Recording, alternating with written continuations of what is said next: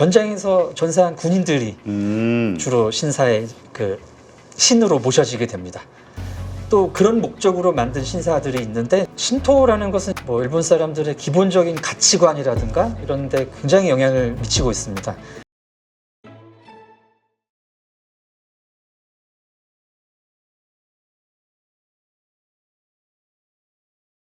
네, 오늘 모신 분은 문화심리학자시죠. 한민 교수님 모셨습니다. 안녕하세요. 네, 안녕하십니까.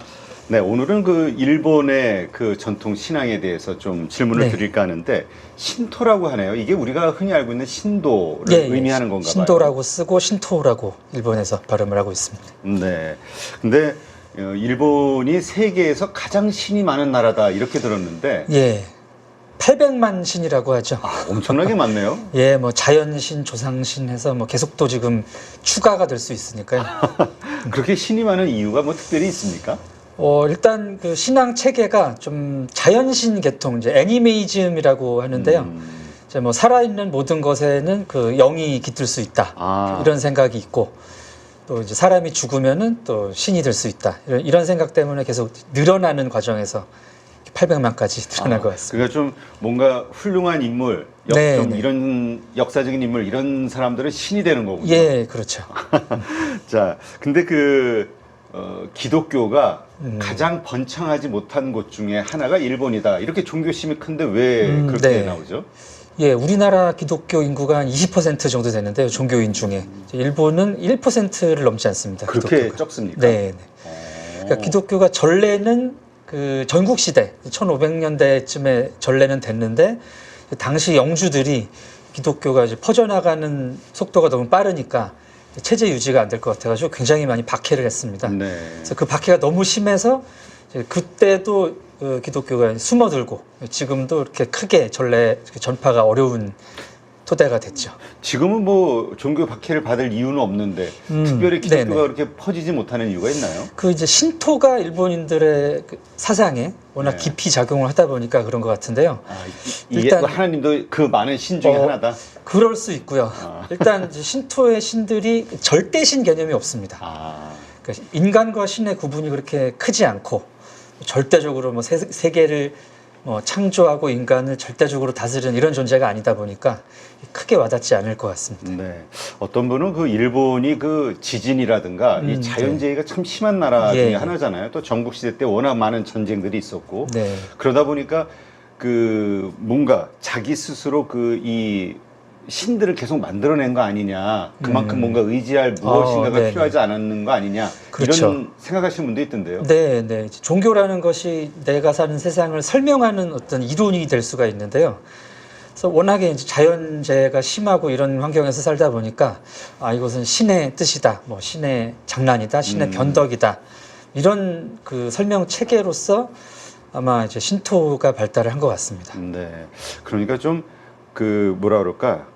의미가 좀 네. 다르군요. 그러니까 좀 신앙이 네. 민속 신앙이 그 신의 이미지 자체가 굉장히 다르죠. 그 스즈메의 문단속이라는 최근 애니메이션에 네네. 그 이제 고양이 신이 나오지 않습니까? 진짜 고양이의 모습으로. 말씀하시니까 네. 생각해보면 참 모든 그 애니메이션에 나오는 것들이 약간 그런 정령, 네. 그렇죠. 신, 예. 이런 것 같아요. 네네. 그래서 굉장히 좀 변덕스럽고 예측할 수 없는 그런 일본의 좀 자연이 반영되어 있는 모습인 것 같습니다. 보통 신이라 하면은 우리 초월적인 존재로서 신뢰를 줄 만한 어떤 강력한 힘과 뭔가 굳건한 어떤 그 고정관념이 있잖아요.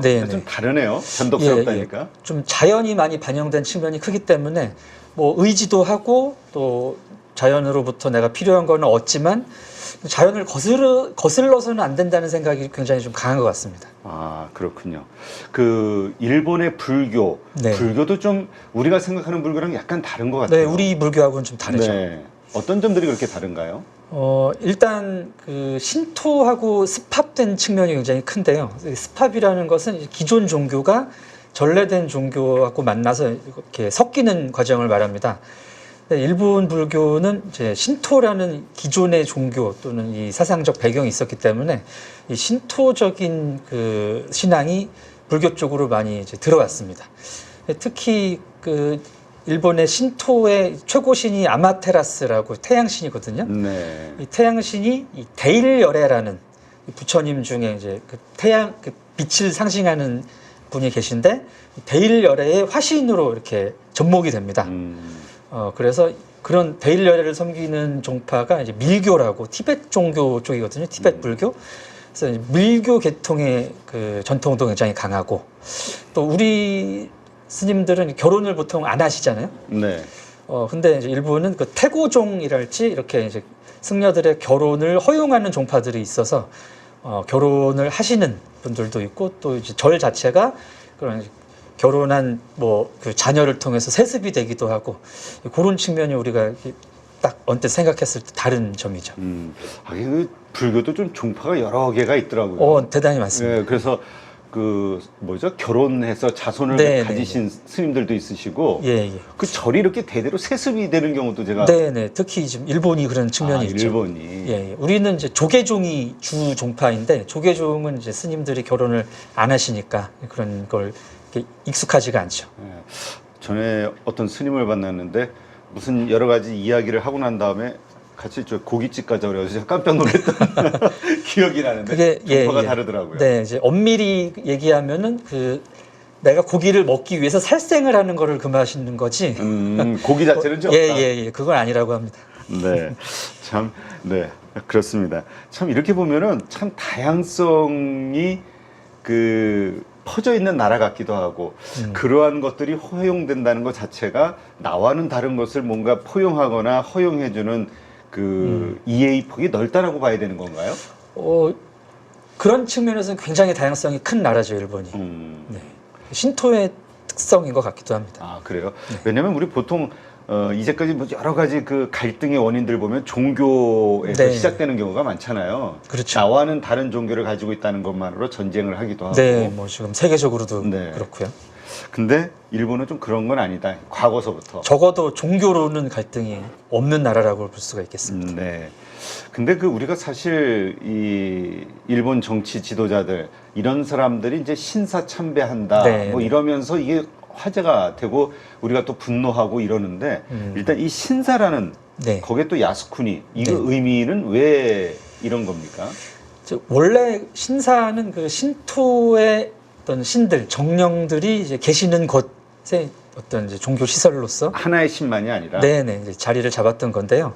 이제 메이지 유신 이후에 소위 이제 유럽식 근대 국가를 일본이 설립을 하면서 일본인들을 이제 통합하기 위해서 신토를 그 사상적 통합의 그 전제로 세우게 됩니다.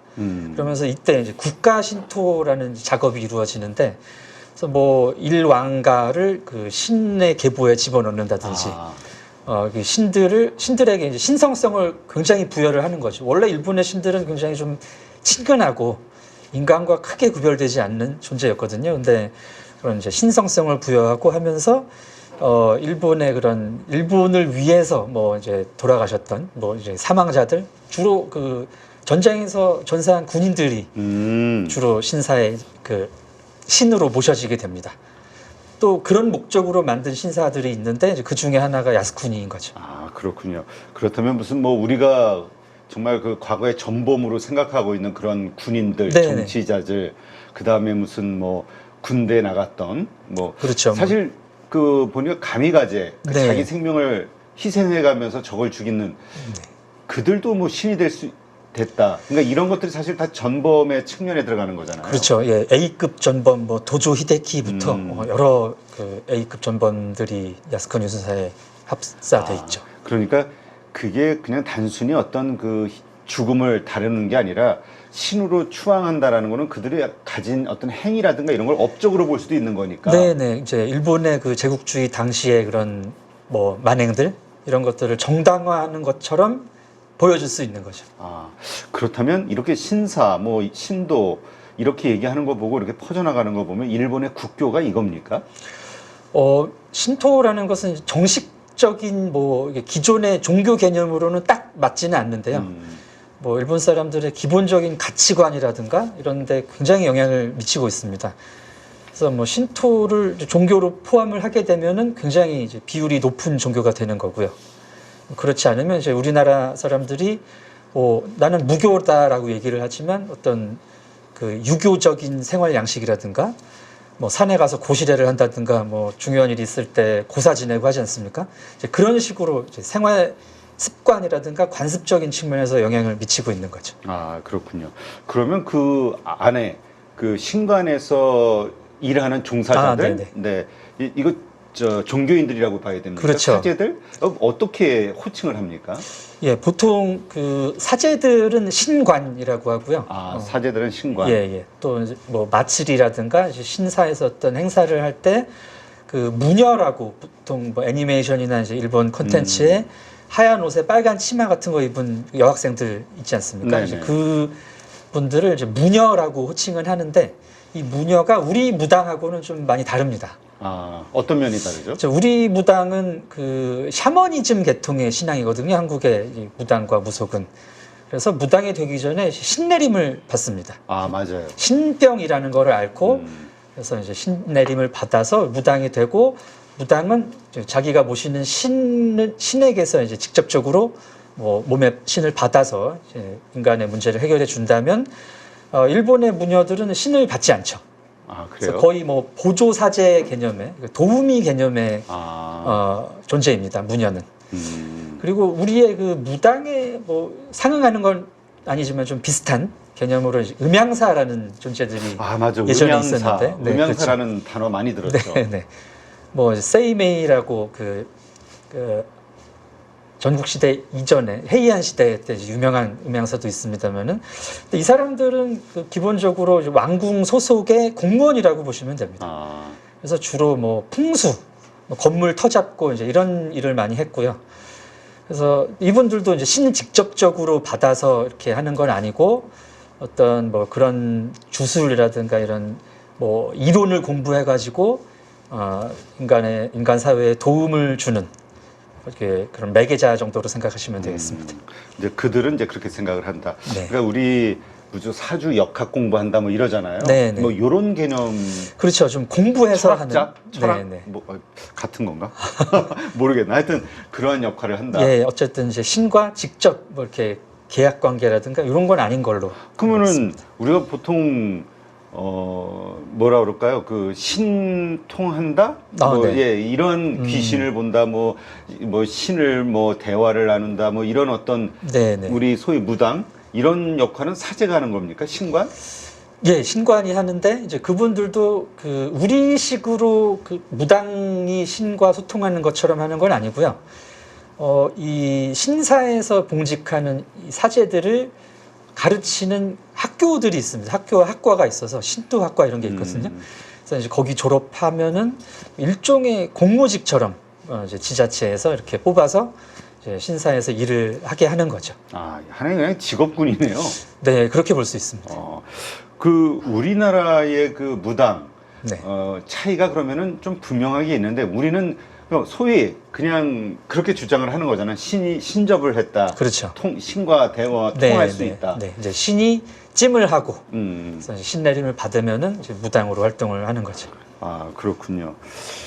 근데 아까 잠깐 신을 받았다라고 할 때 보통 이렇게 방송 뭐 유명한 전 탤런트 하시는 분들도 이렇게 신내림을 받았다 하면서 나오는 인터뷰들 보면은 뭔가 그 특징들이 다 똑같더라고요. 네, 유사한 면이 있습니다. 근데 그게 무슨 이유가 있나요? 그러니까 그게 일단은 그 심리학에서 DSM이라는 그 정신병의 진단 분류 체계가 있는데요. 이 DSM-4라는 버전에서 한국에 이 신병이 올라가 있었고요. 그래서 뭔가 이제 한국 문화의 특성에서 나오는 이제 정신적인 현상이다. 이렇게는 보고 있습니다. 그러니까 사실 뭐 이거를 뭐 믿는 분도 있고 안 믿는 분도 있고 워낙 그 가치관에 따라서 이게 다르긴 하겠습니다만 그냥 어떤 하나의 질병의 현상으로 이제 과학이나 의학 관점에서 보면은 해리성 장애라고 볼 수 있는 여지가 좀 있죠. 해리성 장애라는 게 말은 좀 많이 들었습니다. 좀 정의를 내려주시면 예, 뭐 간단하게 말씀드리자면 그 개인의 정신이 어떤 감당할 수 없는 충격이나 이제 이런 이유 때문에 그 분리를 하는 겁니다. 이 분리되는 거를 해리됐다라고 하는데, 그래서 이 해리된 정신이 이제 별개 독립된 인격처럼 얘기도 하고 뭐 행동도 하고 하는 거죠. 그래서 마치 무슨 빙의 됐다고 우리가 얘기를 하는 게 해리성 장애의 이제 대표적인 현상입니다. 그러니까 이제 과학적으로는, 그러니까 네. 과학에서는 그렇게 인정을 한다. 보고 있죠. 내가 신과 통한다, 이야기를 한다 하지만 또 다른 어떤 자신과. 네, 이 사람의 어떤 정신적인 일부일 수 있다. 이렇게는 보고 알겠습니다. 있습니다. 자, 일본의 귀신. 그렇다면 좀 특징이 있을 것 같아요. 우리랑 많이 차이가 나는 거 보니까. 네, 네. 이제 귀신 이야기들을 보면은 이제 일본 쪽 귀신들은 그 귀신이 나타나는 구역이 있습니다. 소위 나와바리라고 하는 구역이 있는데 이제 그 구역에서 귀신들이 나타나고 이 귀신이 한번 나오면은 이제 그 귀신을 본 사람이나 그 구역을 침입한 사람들을 반드시 좀 죽이거나 해코지를 하죠. 그래서 이게 그 우라미라는 일본의 원한이라는 개념인데요. 이제 일본 사람들은 이제 우라미가 있으면 원한이 있으면은 이것을 이제 갚아야 됩니다. 갚아야 되는데 이걸 나한테 해를 끼친 사람한테 갚는 게 아니라 약간 불특정 다수한테 자기의 원한을 푸는 거예요. 아, 나 당했다, 억울하다, 네, 너도 당해봐라. 그렇죠. 약간 뭐라 그러 요즘 말로 하면은 그 묻지마 범죄 같은 느낌이죠. 그래서 나는 이제 왜 당하는지 모르고 죽는 이런 피해자가 생기는 게 일본 귀신의 특징이고요. 그러니까 우리 보통 예전에 전설의 고향 같은 거 보면은 한국 귀신은 내 억울한 거, 그렇죠. 에 대한 분풀이, 네. 원한 이거를 얘기하지. 네. 근데 거기는 좀 다르군요. 예. 그래서 한국 귀신들은 주로 이제 사또님 계시는 데 나타나서 맞아요. 네, 한을 풀어달라 하고 일종의 민원을 넣는 개념이죠. 민원을 넣는데 사또님들이 이제 무서워서 심장마비로 그렇죠. 다치는 거죠. 예, 이제 그런 피해가 좀 있기는 있습니다. 그렇군요. 근데 우리 전에 우스갯소리로 그런 얘기했던 게 기억이 나는데 한국 귀신은 참 소박하다. 맨날 하얀 옷, 소복 같은 것만 입고 네, 네. 이렇게 나타나는데 뭐 외국의 귀신들 보면 뭐 화려하잖아요. 네, 의상들이. 뭐 이런 이유가 또 있나요? 이제 귀신의 이미지라는 것도 좀 집단 무의식이라는 관점에서 볼 수가 있는데요. 한국의 전형적인 그 소복 귀신 이미지는 조금 이제 일제 시대 이후에 근현대에 생긴 가능성이 있습니다. 이제 그 일제 시대 이럴 때 그 일본이 그 제사를 굉장히 간소화시켰거든요, 한국 네. 사람들한테. 그래서 이제 뭐 하얀 그냥 삼배 옷 입혀서 매장하고 그래서 아마 이제 그런 이미지들 때문에 그렇게 형상화가 되지 않나 보고 있죠. 네. 근데 사실 한국에서는 이러한 것들을 무교, 이것을 미신으로 치부하지 않습니까? 네, 네. 근데 일본은 지금 그걸 신의 경지까지 올렸다는 거 보면 거기는 좀 다른 것 같고 좀 차이점, 문화의 차이를 좀 설명해 네. 주시죠. 미신의 차이. 그러니까 사실 뭐 일본의 신토나 우리의 뭐 무속이나 뭐 전통 신앙이라는 측면에서는 별 차이가 없습니다만 우리는 그 일제 강점기를 겪고 또 근대화 작업을 지나면서 근대화 과정을 지나면서 이런 전통적인 신앙들을 좀 미신이라고 많이 폄하했죠. 일본이 이제 의도를 가지고 그랬던 측면도 있고 우리 그 굿이라든가 이런 거면 일단 사람들이 많이 모이고 하기 때문에 사람들이 모이는 걸 막기 위해서 그랬다는 얘기도 있고요. 또 우리나라 근대화 과정에서도 우리가 뭐 굉장히 뒤처졌으니까 선진화를 해야 되는데 옛날에 하던 거 이런 거 하고 있으면 안 될 것 같다. 이런 어떤 강박 때문에 과거의 이런 풍습들을 미신이라고 많이 좀 폄훼를 했죠. 네, 그렇군요. 근데 사실 제가 어렸을 때는 전설의 고향 같은 거 보면 되게 공포스러워했고 네. 그러한 무서운 이야기들이 참 많았거든요. 그 당시에는 너무 무서웠는데 지금도 이렇게 보면 뭐 나무를 베는데 거기에 신령한 뭐 오래돼가지고 뭐 거기서 귀신을 뭐 할 수 있다 뭐 하여튼 뭐 여러 가지 무서운 얘기들을 들으면서 그 사실 그 무당 혹은 그 어떤 귀신 이러한 존재에 대해서 되게 두렵고 막 찜찜하고 막 이런 느낌이 있었는데 요즘은 좀 아닌 것 같아요. 그렇습니다. 네. 젊은 친구들도 요새 뭐 이 무속인으로 하나의 직업으로 뭐 아주 세련되게 표현하는 경우들도 있고 좀 이렇게 달라지는 이유가 좀 있을까요? 예, 한 1960년대, 70년대까지만 해도 무당이 되게 좀 음습하고 두려운 이미지로 많이 매체에서 그려졌었는데요. 80년대 이후로 이제 무속을 전통으로 보자는 그런 움직임들이 좀 있었습니다. 뭐 그러면서 이제 무속인들이 뭐 다큐멘터리라든가 이런 쇼프로에는 이제 최근에 나오기 시작하셨고, 그래서 이게 이제 더 이상 무서운 대상이 아니라 이제 사람이다, 우리가 사는 한 모습이다라는 생각이 좀 강해진 거죠. 특히 최근에는 뭐 그 무속인들이 예능까지 진출을 하지 않았습니까? 네네. 무당하고 뭐 타로 보는 사람들 연애하는 프로그램도 있고. 맞아요. 근데 네네. 참 그렇게 따져 보면은 우리가 무당이 점치거나 뭐 이런 거는 되게 좀 약간 음찔음찔한데 네네. 타로 서양 그 무속 미신 예. 이런 것은 쉽게 받아들이는 것 같아요. 좀 더 가볍죠. 느낌이. 느낌상. 근데 왜 이럴까요? 이게 하나의 그만큼 시대가 좀 불확실성이 있기 때문일까요? 이런 자꾸 이런 거에 의지하려는 심리가 커지는 것 같아요. 예. 제가 개인적으로 조사해 본 결과에 의하면 제가 2004년경에 봤던 통계에서는 무당이 20만 명 정도였거든요, 그때. 네. 근데 최근 통계로는 한 80만 명 되더라고요. 늘어났네요. 예. 한 20년 동안에 4배 정도 늘어난 셈입니다. 이제 그동안에 뭔가 우리 사회라든지 세계적으로 불확실성이 많이 커진 거죠. 그러면서 이런 이제 불안을 감당하기 위해서, 좀 통제감을 얻기 위해서 무당이라든지 타로라든지 이런 쪽에 좀 의지를 하게 된 것 같습니다. 네. 참, 저는 아직까지도 좀 그런 것들, 막 울긋불긋한 그런 단청, 막 이런 것들 보면은 약간 좀 무서운 느낌이 드는데, 네네. 요즘은 좀 젊은 친구들이 좀 변한 것 같아요, 많이. 예. 얘기하는 거 보면. 유튜브 보시면은 되게 소위 MG 무당들이 엄청 많고요. 인기가 엄청나던데요. 네네. 되게 좀 힙하게. 요새 또 파묘에서 김고은 씨가 되게 신세대 무당으로 힙하게 그려지지 않았습니까? 그런 것도 좀 반영이 되는 것 같고. 하나의 직업으로 이렇게 좀 발전이 돼가는 것 같은데, 글쎄요. 이게 원래 우리가 이러면은 그런 얘기 많이 하잖아요. 신기가 있어야 된다. 그러니까 네. 막 신을 받아들인 무당이나 아니면은 뭐 그런 곳을 찾아가야 잘 맞힌다. 뭐 이런 얘기를 하고 그러는데 요즘 어떻게 잘 맞춘다의 개념을 어떻게 바꾸는지 모르겠어요. 그래서 지금 이제 무당이 워낙에 짧은 시간에 많이 증가했다는 거는 무속계에서도 이제 무당들도 좀 인지를 하고 계시더라고요. 그래서 그 중에 뭐 진짜 제대로 된 무당은 많이 없을 것이다. 좀 이렇게 보고 있습니다.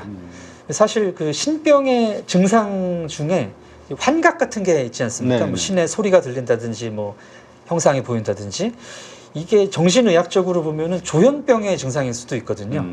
이게 이제 잘 진단을 하고 엄밀하게 뭐 신내림을 받아야 되는데 좀 환각이 보인다 이러면 신 받아라 뭐 이렇게 좀 사기꾼처럼 유도하는 사람들도 있고 하기 때문에 조심은 하셔야 될 것 같습니다. 네. 하긴 요즘 묻지마 범죄 중에 하나가 누가 나에게 시켰다. 뭐 지난번에도 보니까 뉴스에도 보니까 피해망상. 네, 피해망상 그런 다 그러한 범죄 저지른 분들 이야기 들어보면은 뭐 조현병 환자다 이런 얘기도 있고 다 그런 건 아니겠습니다만 어쨌든 한번 그런 현상이 있다고 해서 내가 나는 신내림을 받았나 봐 이게 아니라 한번 진단을 받을 필요도 있겠군요. 그렇죠. 이제 병원도 가보시고 무당도 만나보시고 여러 루트로 확인을 하셔야 될 것 같습니다. 근데 한국 사람들이 사실 일본은 아까 기독교가 1%밖에 안 된다고 했습니다만 우리 20% 넘는 저는 체감상으로 20%가 넘는 것 같은데 밤에 보면은 전부 빨간 십자가들만 그렇죠. 보이는 경우들이 참 많았잖아요. 그만큼 이 종교에 대해서 빠지는 경우들이 참 많이 있다. 우리 한국 사람들이 뭔가 그런 어떤 신에 대한 의존하는 뭔가 좀 이유가 있을까요? 더 큰 이유가? 좀 이유가 있긴 있을 것 같은데 분명히. 특히 이제 현대 사회에 들어서 개신교의 성장이 굉장히 눈부신데. 그렇죠. 거의 뭐 기원전 뭐 이때부터 기독교 국가가 아니었던 나라 중에 기독교 인구가 20%가 넘는 나라가 거의 한국밖에 없을 겁니다. 그래요? 사실 이제 구한 말 뭐 현대 초반에 한국 사람들이 종교를 일종의 이제 가치관으로 받아들인 측면이 좀 있습니다. 그래서 우리가 유교 국가였는데 이제 유교를 뭐 자의반 타의반 좀 버리다 보니까 좀 의지할 게 필요하지 않습니까? 그런 차원에서 기독교를 좀 적극적으로 받아들였던 측면이 있고요. 또 하나는 좀 한국인들의 종교성과 관계된 측면 같은데 소위 이제 기복신앙이라는 말을 많이 하잖아요. 근데 이제 뭐 꼭 복을 받기 위해서 종교를 믿는다 라는 측면 외에 한국인들은 제가 생각하기에 조금 마음의 힘을 믿는 측면이 좀 강한 것 같습니다. 마음의 힘이라는 건 어떤? 그러니까 내가 이건 이루어야 되겠다 또는 이건 이루어질 것이다라고 믿고 거기에 대해서 뭔가 정성을 다한다든지 노력을 하면은 이게 실제로 될 거라고 믿는 거죠. 근데 이게 이제 자기의 의지라고도 볼 수 있지만 뭐 이제 종교 쪽으로 가면은 이 신에 대한 신앙으로 갈 수가 있거든요. 네. 그래서 좀 마음의 힘을 많이 믿는다 이렇게 저는 보고 있습니다. 네, 그렇군요. 아, 진짜 저는 20년 만에 그 무당의 수가 20만에서 80만, 네. 증가했다라는 거 깜짝 놀랐는데 이렇게 한일 간의 어떤 종교적인 차이를 좀 분명하게 나눠보면 어떤 네. 차이가 있을까요? 일본부터 말씀을 드리면 일본은 그 종교성이 그렇게 높다고 볼 수는 없습니다. 자연스럽게 그 과거부터 전해져 오는 신앙이 그냥 가치관처럼 삶의 일부로 작용을 하는 거고요. 그래서 일본인들은 신을 뭐 그냥 거기 원래부터 있었던 것. 근데 이제 중요한 존재고 나한테 영향을 미칠 수 있으니까 잘 모시고 좀 변덕스럽지 않게 기분을 거스르지 않아야 된다.